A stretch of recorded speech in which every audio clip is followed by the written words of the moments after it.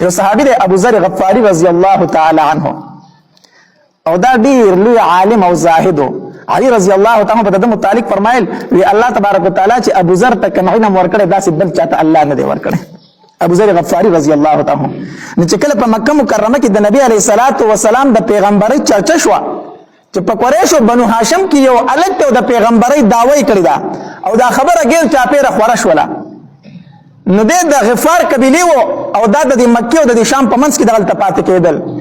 د خپل رور اولې دوی تلار شه مکه مکرمه ته او د الګ متعلق سم معلومات واخله چې دا څنګه الګ ته د کوم الګ چې پیغمبري دعوه کړی دا ته به د وګور دا څنګه الګ ته خلک د متعلق څه وایي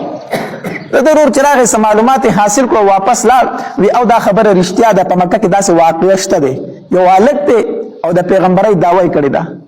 نو دا خبره وروره خبره وړي خو ضرورت تسلی ونه شو ته مال پوره خبر را نه وړو او په خپل کډه راواغسته زما چې په خپل معلومات واخله نو راغه مکی مکرمه ته او حرم شریف ته ورننه وته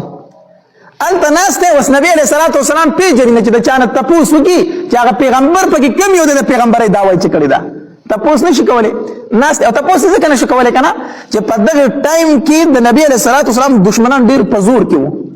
نو چې څوک به خبر شو چې دا نبی اسلام له ملاقات لرغله غسړې به ژوند نه پرې خودو هغه هم خلکو دې عمل کاو شهید کو به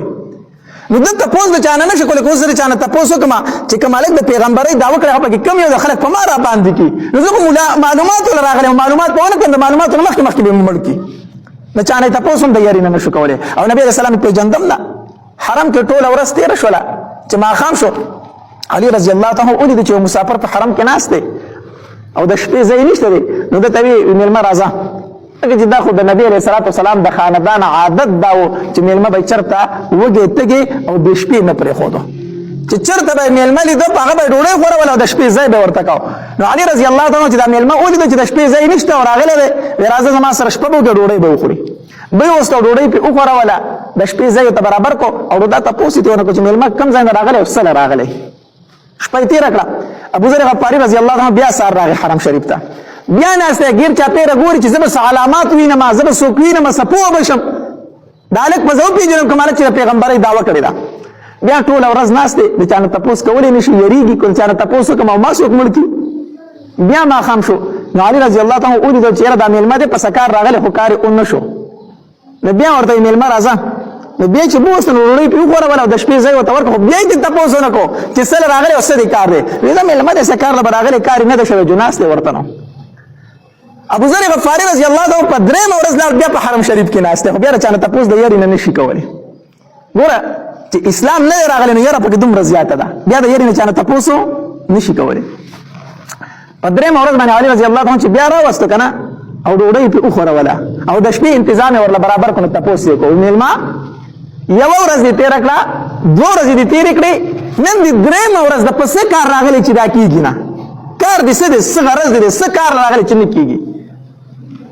ابو ذر غفاری رضی الله تعالی فرمایي اے الکه یو خبره درته کومه استاد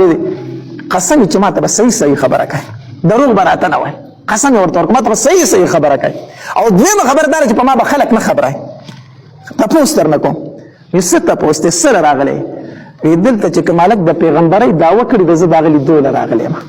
خو اومې نه پېژنم چې څوک دی او په کوم ځای کې دی